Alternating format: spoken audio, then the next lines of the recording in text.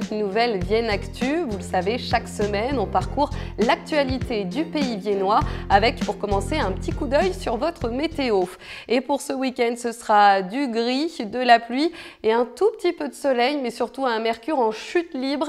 6 degrés à Vienne et Saint-Romain-en-Galles ce samedi, 4 seulement à Moitié et Valencin. Heureusement, le début de la semaine sera plus sec, mais toujours aussi frais. C'est d'ailleurs un mois de février très frais qui s'annonce. Allez, votre actualité de la semaine marquée par la mobilisation des salariés et des directeurs d'EHPAD, ces établissements pour personnes âgées dépendantes. Il y en a 4 à Vienne, 1 à l'hôpital, 1 à Malisol, à Lille et à Estresin.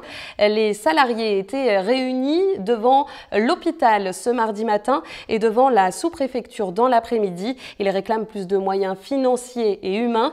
Écoutez tout de suite Annie Berthaud, secrétaire de l'Union locale CFDT à Vienne.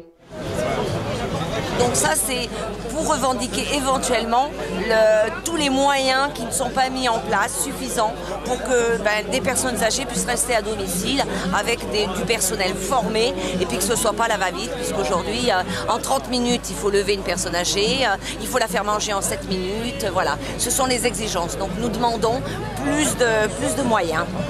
Et une délégation nationale a été reçue au ministère ce mardi, mais sans aucune réponse pour l'instant. Justement, on reste à l'hôpital avec la semaine de sensibilisation au cancer du col de l'utérus. Des stands d'information étaient installés dans le hall de l'hôpital, mais également à la CPAM de Vienne. Moins connu que le cancer du sein, il touche pourtant 3000 femmes chaque année. Le dépistage est pourtant simple, il suffit d'un frottis tous les 3 ans. Cette semaine, la commune de Jardin a aussi reçu une belle reconnaissance, le label Espace naturel sensible pour son site de Montléan. Pour ceux qui ne connaissent pas, le site de Montléan abrite une tour médiévale et une faune et une flore assez exceptionnelles. Le label Espace naturel sensible, décerné par le conseil départemental, permet la mise en place d'un plan de sauvegarde. Il y a 17 ENS dans le département. Allez, après la nature, la culture. On passe à l'agenda de votre week-end avec pas mal d'événements pour ce week-end, à commencer par le festival Sessuel fait sa comédie, 3e édition avec des spectacles proposés dès ce vendredi soir, 3 spectacles. Et c'est un festival organisé par Fabrice Panetier, un comédien local bien connu des scènes parisiennes. Vous retrouvez le programme sur le site de la ville de Sessuel. Un autre spectacle, Chanson pour briser la coquille, un spectacle jeune public pour les enfants dès 3 ans qui revient sur la vie dans le ventre de la maman en chanson.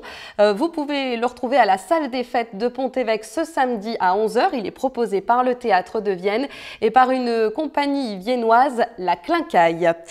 On a aussi le plein de gourmandises ce week-end sur la place du Temple. Vous le savez, les commerçants du Temple organisent chaque premier samedi du mois une journée à thème.